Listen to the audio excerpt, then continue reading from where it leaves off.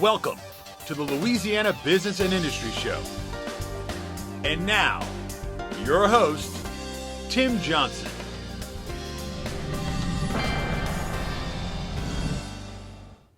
Welcome to the Louisiana Business and Industry Show on Cox 4. For almost 40 years, the Louisiana Association of Business and Industry has worked diligently to improve Louisiana's business climate. Beginning with the passage of Louisiana's right-to-work law in 1976 to spearheading historic education reforms of 2012, LABI has been a powerful force for business in Louisiana politics. Stephen Waguespack, who previously served as Governor Bobby Jindal's chief of staff, became president of LABI on September 16th of this year. Stephen follows well-known leaders like Ed Steimel and Dan Juneau, and will now bring his own leadership and vision to the state's most powerful business lobby. When we come back, we'll get to know more about Stephen Waguespack and let him tell us his vision for LABI. Thanks for joining us today for the Louisiana Business and Industry Show on Cox 4. The Louisiana Business and Industry Show will be back right after this.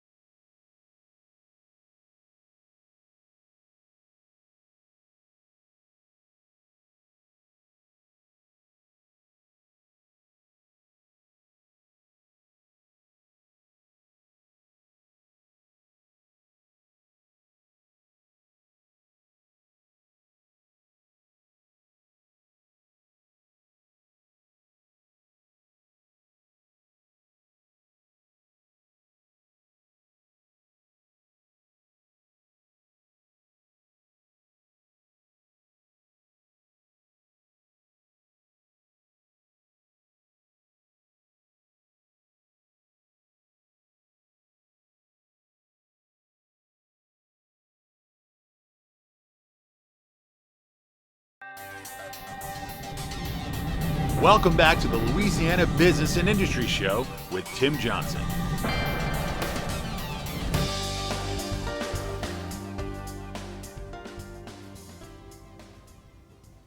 Welcome back to the Louisiana Business and Industry Show.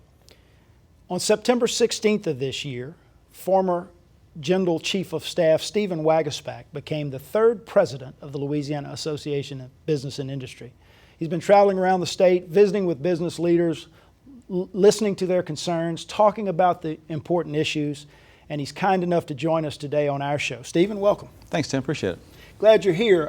Not a new face around the Capitol, been around there a long time, but help our listeners understand who Stephen Waguespack is. Tell us a little bit about your background and maybe the path that led you to LABI. Sure, glad to. Grew up in Louisiana. I'm a Louisiana boy. I grew up in Gonzales, just up the road. Went to college at LSU, and after that moved to D.C. And so I was in D.C. for about a decade, and had a great run up there. Worked on Capitol Hill. Really cut my teeth on policy and advocacy and all up there, and had a great run. Our kids were born up there. My wife and I really enjoyed our time up there. But in 2007, I was approached by Governor Jindal, who's Congressman Jindal at the time, and said, "Look, I'm running for governor. I want you to come down, be part of the campaign, be part of the administration." It was a good fit for me, and We were ready to bring our boys home and get them closer to family and get them closer to South Louisiana. And so we jumped at the chance. And so moved home, and on the first campaign I was his policy director and wrote all of his policy and all that, and really got to travel the state and get to know all of the ins and outs of the state and the different issues that are out there. And from that moment on election night on, we just rolled right into the administration. It was just one big battle after another. And after 5 years of that, had a great run. Couldn't ask for a better experience. But my little boys were growing up on me too fast. And so after 5 years, I decided to step down so I could get home for dinner a little bit more, coach a little league and things like that. And really enjoyed that. And so for a year, I went in private practice and did all that. And then about 6 months ago, I was approached and was asked to consider interviewing for the position to replace Dan Juneau, who's retiring from LABI. LABI is an association I've had a long history of respect for, and so I jumped at the opportunity to talk about it, and thankfully the process went the way it did, and so I started there about 4 weeks ago, and it's been a sprint ever since. So. And now you're there, and so you're getting your arms around what is a large, a very significant, very important organization. So for those viewers who may not know, tell us a little bit about the mission and the structure and the organization and the staff that exist at Louisiana Association of Business and Industry. Sure. LABI has been in place for over 40 years, and we are the State Chamber of Commerce, and we are also the State Manufacturing Association. We have over 2,800 members, and we've got a team in place that has done a great job for a number of years representing our members' interest. We're about 80% small business in our membership, so we range from the big businesses to the small businesses and everyone in between, and we take them all very seriously and represent them to the best of our ability. But it's an organization with a great reputation. At its inception, it really kind of cut its teeth in some of the right to work battles years ago, and especially when there was a lot of debates with some of the business interests and the union interests of the state at the time, and really set the tone of the organization back then. And it's evolved over time, just like politics and the state capital has evolved over time. And so, today we find ourselves with a diverse membership, and we're always out there aggressive on the issues, and we're trying to educate policymakers and legislators on the needs of business, on why a pro-business agenda is good for the state as a whole. And we work hard at it, and we're going to continue to do so. In your first few weeks on the job, I know you've, as we mentioned in the open of the show, you've been traveling around the state visiting with a lot of business leaders. What are they telling you? Yeah, I've been there 4 weeks, and the first thing I wanted to do was get out of Baton Rouge and go visit with members, because we're all over the state, and kind of hear firsthand, what was working well for them in the organization, what they'd like to see done differently, and what are some of the issues they're facing. And I can tell you the number one thing I'm hearing everywhere I go is workforce. And it's a good problem to have. We've seen all the announcements. There's over about $90 billion in announced projects coming. We know there's going to be about 250,000 skilled workers that's needed to meet that demand, to build those entities. And we know it's going to take a high qualified workforce to beat that going forward. And so, as we struggle with growth, as we wrap our arms around that growth potential as a state, workforce is the big issue that all our businesses are facing. So it's a huge issue I'm hearing from our members, and it's one I think you'll see us be quite focused on going forward. Yeah, and I want to talk about workforce development a little more as we get into the show a little bit later, but as you mentioned, you are succeeding Dan Juneau, who was at LABI for 20 plus years. He was the second president that the organization had ever had, and he had a really successful run. Mm-hmm. Now, I know you have your own ideas and your own thoughts about leadership and about the direction of the organization and some of the things you might want to accomplish. So talk to us about sort of what your plan is for the organization and some of the things you might be involved in going forward. Sure. Well, the first thing I would say is Dan did a fantastic job at LABI. He was there for 27 years, and he actually was president for about 24 and a half, just under 25 years. And he's got a long history of accomplishments and accomplished a lot of great things, not only for the organization, but for the state. I mean, if you look at some of the battles we fought as a state over the last couple of decades, usually LABI was right in the middle of it. And he was an effective advocate. And I'm still, to this day, talk to him quite frequently and depend on his advice a good bit. But as far as my approach, you're going to see us be very active, be out there. I believe that we need to be visible 12 months out of the year, not just in session. We've always been very active in session and been effective there, but I want us to be very active in the debate the other 9-10 months out of the year. And so we'll be on social media, we'll be putting out a lot of content and research and reports, because I really want your rank and file Louisiana person to understand why a pro-business agenda is right for the state. Our communities grow, our state coffers grow, everyone grows if we got a good, solid pro-business agenda in my mind. It's not just good for those that own a business, it's also good for those in every community, and I want us to be very articulate and aggressive on that message. You know, it's very important. Stephen Moray was our guest last week, Louisiana's Secretary of the Department of Economic Development, and we talked about that very issue, that you have to have a growing business climate to generate the resources and the tax revenue to do some of the things from an infrastructure and a quality of life standpoint that government wants to do. We're going to take a break. We come back, I want to get into some discussion about education, Common Core, workforce development, all those sort of things. We're visiting with Stephen Waguespack. He's the third president of the Louisiana Association of Business and Industry.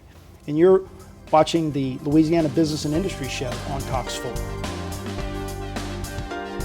The Louisiana Business and Industry Show will be back right after this.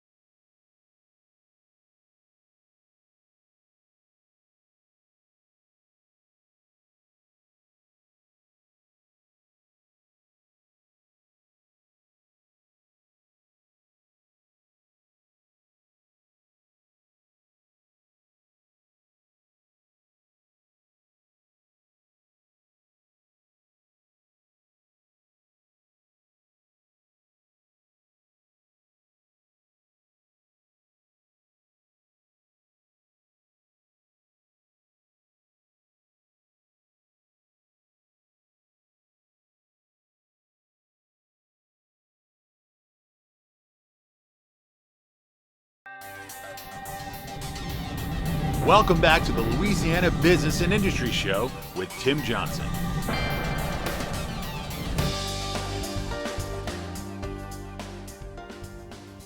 Welcome back to the Louisiana Business and Industry Show. We're visiting with Stephen Waguespack, the president of the Louisiana Association of Business and Industry. And Stephen, before the break, we talked about some of the conversations you're having with business leaders around the state. And I know that one of the things, as you mentioned, that they've talked about workforce development. So education as it relates to a prepared workforce is critical in our state. And I know that for years and years, LABI has been very focused on education reform, workforce development. So let's talk about some of the things that the association has been engaged in relative to education reform, some of the successes that you've had, and maybe some of the things we'll be working on as we go into the 2014 legislative session. Sure. Well, during my tenure in the administration, I was able to work with LABI a good bit from that side, and then after I stepped down from the administration, I was appointed to serve on the State Board of Education, which I did in between that period until recently when I joined LABI. And so I've had an ability to really be in the middle of a lot of the education debates over the last couple of years. And if you've been living in Louisiana, you've been aware of education debates. You read in the paper, you see on the news, and there's a lot of discussion about the different bills and policies that have been put out there. I think they all kind of boil down to something pretty simple. We've had an educational system that is ranked pretty low for the last couple of decades. And it's not because of the hard work of the teachers, and it's not because of the hard work of the administrators. Everyone's putting all of their best effort into this. But our policies weren't right, and our incentive structures weren't right. So the last couple of years, there have been a lot of bills that have been passed to change that. And so we've empowered parents in some cases. You know, if you look at things like the course choice program and the school voucher program, that's empowering parents to make decisions for their children's future. I think that's an important incentive structure to send into the system. And then also with accountability, you know, we've put in a letter grading system so parents can understand that. And we've put some standards in place that our schools and our teachers and our administrators need to meet in order to show that we're educating our kids for the challenges facing them in the future. I think all of those things are great policy changes we've made, and that's working with LABI and other groups to get that done. Now we're in implementation on a lot of that. And so it's arming our educators to make sure that they can, you know, deliver and meet those expectations effectively. It's making sure our parents that we've empowered with choice actually know how to use that choice effectively and that there are good options waiting for them. And so we're a big focus on implementation right now of some of those changes, but we always have to be on the cutting edge and leaning forward on making sure we hold our system and our educators and even our kids accountable, because that's what the workforce is going to demand. The workforce isn't going to take it easy on the product we deliver out of our system. And so we got to meet that expectation. One of those accountability measures, one of the ways that we can hold students accountable is to set high standards. And so this whole idea of the Common Core that we've heard a lot about in the news media over the course of the last couple of months is an interesting one, right? This was a group of school superintendents and governors that came together and said, we're in a globally competitive climate environment. Our kids don't compete against the kids just from Texas or Mississippi or Alabama anymore. We're competing against India and China and Japan and Singapore. And because of that, we really need to raise the standards of education, demand more, expect more from our students in order to remain competitive. And so Louisiana has been one of 44 or 45 states that has adopted the Common Core. Tell us a little bit more from your perspective about what the Common Core is, and more importantly, why you believe we might be getting some pushback from some quarters relative to the new standards. Well, I think you articulated perfectly the challenge we face as a state. We are in a global economy, and we're competing for those jobs just like every other state and every other country. And that is the absolute challenge we face, and we're either going to meet it or we're not. And we know the jobs in the next decade or two are going to require a skill set that are going to be focused on critical thinking and math and science. Those are the skills that even our traditional industries, their facilities are getting more complex and more technical. And if we're going to compete with the workforce, we're going to have to meet that needs. And so in 2010, the state adopted the Common Core standards, just like a host of other states around the country did, 45 to make the number that you mentioned. And since that time, there has been a build-up to implementation for that. And what Common Core is, it's a set of standards that focuses on two main things, math and critical thinking.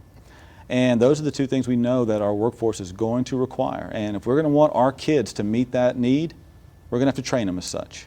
If we don't train them as such, the jobs are still going to get filled. It just won't be Louisiana kids filling them. They might not even be kids in the United States. That's exactly right. They might be kids in China or India or these other places that we've talked about, right? That's right. Yeah. So instead of putting our head in the sand, I would say let's go ahead and just start developing those skills. And so that's what Common Core is.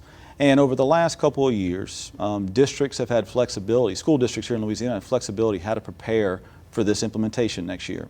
Some were aggressive. Some went out there and they developed curriculum, or they went and acquired curriculum. They educated their teachers on how to deliver it, and they're ready next year, and they're going to do a good job with it.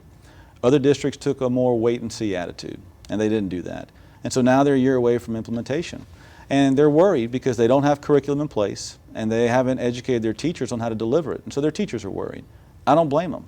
But I can't go back in time and ask them, pretty please, over the last couple of years, prepare for this moment. We're at this moment now. And so we need that curriculum delivered. Our kids deserve it, quite frankly. And if we don't step up to the plate and do that, they're not going to be ready for the workforce of tomorrow, and I don't think that's the right thing to do. About 30 seconds left in the segment. Do we hold the line on Common Core? Do we have the political will to stick with it? Yeah, I think so. I think a lot of the concerns you hear out there are based upon myths that aren't reality, but they're still concerns, and we have to take them serious. We have to educate parents and teachers that this isn't a federal curriculum. There's a lot of flexibility in the districts and the states on how to implement it. It's standards. and we got to educate folks for that. And also, as we have an implementation, we've got to help districts that are a little behind the curve. We can't just leave them out in the shadows. And so we have to give them some time and help them with some of the technology upgrades it takes. And so if we take a collaborative approach, I think we can get there quite fine. We come back from the break, we're going to talk about tax reform in the state of Louisiana. We're visiting with Stephen Waguespack, the president of the Louisiana Association of Business and Industry. We'll be right back on Cox 4.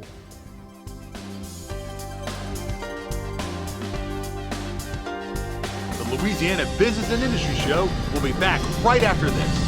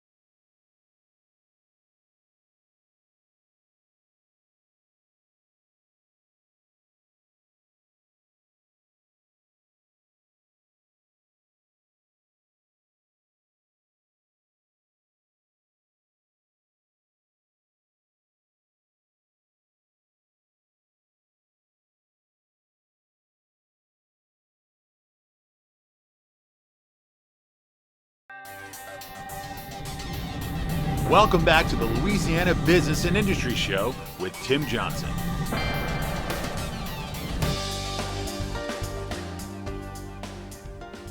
Welcome back to the Louisiana Business and Industry Show. We're visiting with Stephen Waguespack. Stephen's the president of the Louisiana Association of Business and Industry. And Stephen, we've talked a little bit about education reform. We've talked a little bit about the mission of LABI.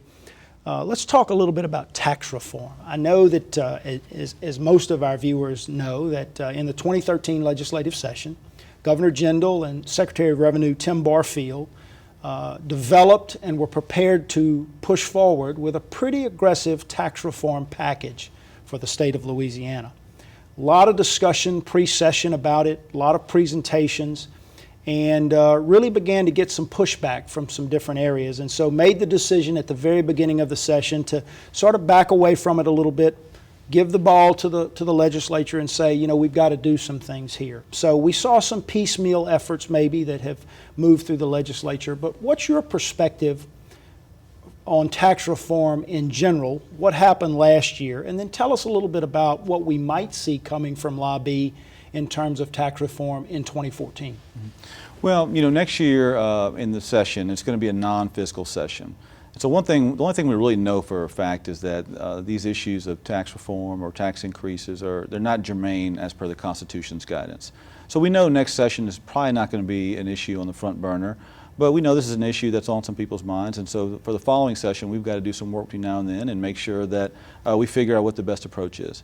I think from a business perspective, anytime you're looking to invest your capital or to grow your business or hire and expand, you're looking for stability, and you're looking to see, you know, how stable is a state going to be when it comes to investment. You look at a host of things. You look at legal climate, you look at policies, you look at regulatory, you also look at taxation. And so we got to look ourselves in the mirror and say, how do we rank when we compare ourselves to other states? Because, you know, business can take their investments anywhere they want to go in a global economy. And so I think the next time this issue comes up, and it'll probably 2 sessions from now, we're going to want to make sure that folks understand that as you alter the tax code, it's going to influence how businesses invest their dollars. And you know, we need to work between now and then to make sure that our policymakers understand that clearly. Business climate is obviously a very important issue for LABI and one of the things that you focus on. Now, we just, within the last couple of weeks, have seen Site Selection magazine come out and say that Louisiana now has the 6th best business climate in the United States. we've moved up a lot of those rankings. We're depending on the magazine or the publication that you look at, we might rank anywhere from 3rd to 10th or 12th in that neighborhood. So we're getting a lot of recognition for our business climate. These tax reform issues, pushing them even farther, is it your idea that there is even more ground to gain from a business climate perspective and that we can even do better? Well, absolutely. I think without a doubt. I mean, anytime we want to compete with other states for investment, we're going to have to always be on the cutting edge of that. You know, in Louisiana, the good thing is we have resources. You know, if you look at kind of our oil and gas that we've been blessed with, we have that. We've got pretty good infrastructure, even though we know we need to do more in that boat.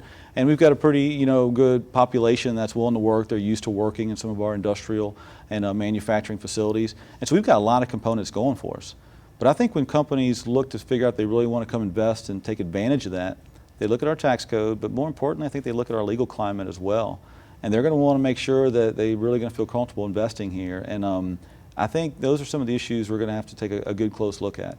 And when it comes to taxation, I would say the number one thing we have to guard against is trying to go raise taxes on business or individuals for that matter in order to fund government, quite frankly. You know, the time I served in administration was in the middle of a 5-year national recession, and government shrank during that time period. And there were a lot of folks back then who said, instead of shrinking government, let's just go raise taxes, whether it be on this industry or that homeowner or that individual. And I just think that's the fundamental wrong approach to take. And so can we go on offense and find a way to make our tax code more efficient and effective? Yeah, we can if we work together. But we better also make sure that we guard against anyone who wants to try to come get a quick fix and go raise taxes in order to just, you know, expand government. That's the last thing we need. We've got about a minute left. Obviously, tax reform may be off the table for the next legislative session. I know we'll see some things around education reform in the Common Core. What else is on LABI's radar? What else is on your agenda as we move into 2014? Well, as I mentioned, education and workforce I think are going to be, you know, two huge issues. I think the other two variables out there are, one, as Obamacare gets implemented, I think there's going to be a lot of uncertainty for small businesses out there. And they're going to want to see what's happening there. So we'll have to take a close look at that and see if whether any legislation is needed to help make it easier for these folks to comply with this federal mandate. And then the second piece, quite frankly, is we've seen some renegade lawsuits from some levy boards and school boards over the last couple of months, and it's got a lot of folks worried. And I think there will be a window that opens up for us to look at some legal reform and try to make sure that, you know, we want our courts to be accessible to small business and to individuals, but we don't need it to be a quick payday for folks and for making, you know, an inhibitor for business to grow and expand. That's the last thing we need. And so I think we may look at some issues there to make our climate more hospitable to investment. We'll be watching it closely. I know it'll be interesting. I know you and your team will be right in the middle of it. We'll be there. Thank you for being with us today, friend. Thanks, Tim. Appreciate it. That's a wrap, guys. Join us next week at this same time for another edition of the Louisiana Business and Industry Show on Cox 4.